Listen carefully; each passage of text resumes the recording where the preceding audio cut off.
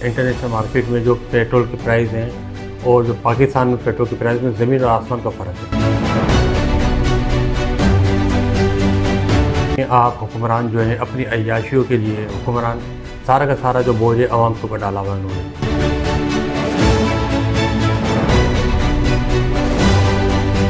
कि पेट्रोल के प्राइस अगर बढ़ते हैं तो वज़ीर आज़म चोर होता है।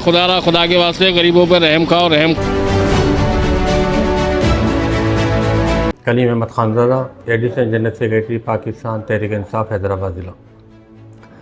जैसे कि मौजूदा हाल के अंदर जो पेट्रोल की प्राइसेस हैं और हर बाशऊर आदमी समझता है इंटरनेशनल मार्केट में जो पेट्रोल के प्राइस हैं और जो पाकिस्तान में पेट्रोल के प्राइस में ज़मीन और आसमान का फ़र्क है।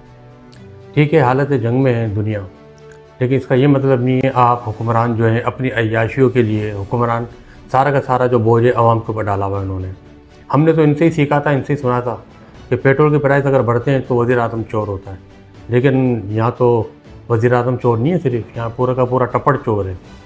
हर वो शख्स चोर है जो इनको सपोर्ट कर रहा है, हर शख्स चोर है, हर वो शख्स चोर है जो इनकी पीठ पे बैठा हुआ है, हर वो सहाफ़ी चोर है जिनके माइक आज बंद हो गए, आज अपने घरों में अपने घोंसलों में बैठे हुए और हुकूमत और आवाम जो है रोड पे दर बदर की टोकरें खा रही है।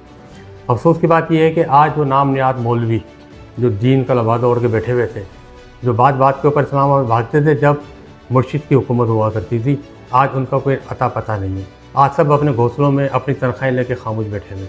लेकिन ये जुल्म और जबर ये जो रात है इंशाअल्लाह ताला ये ख़त्म होगी और सूरज भी निकलेगा और इंशाअल्लाह ताला तब्दीली भी आएगी और इस आवाम के लिए खुशखबरी जो है मुर्शिद इमरान खान के ज़रिए आएगी।